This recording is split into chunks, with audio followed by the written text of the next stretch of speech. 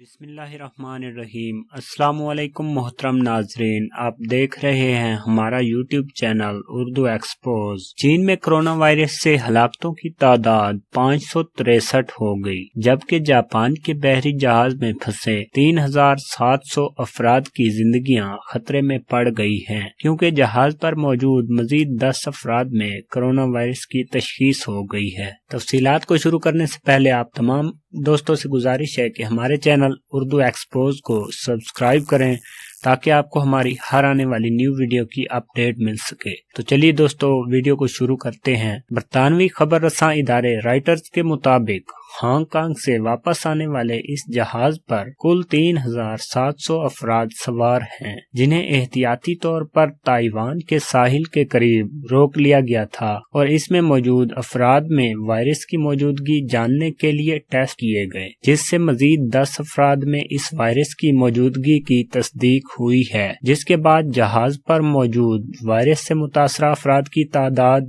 20 ہو گئی ہے، جبکہ دیگر افراد کا طبی معائنہ ابھی جاری ہے۔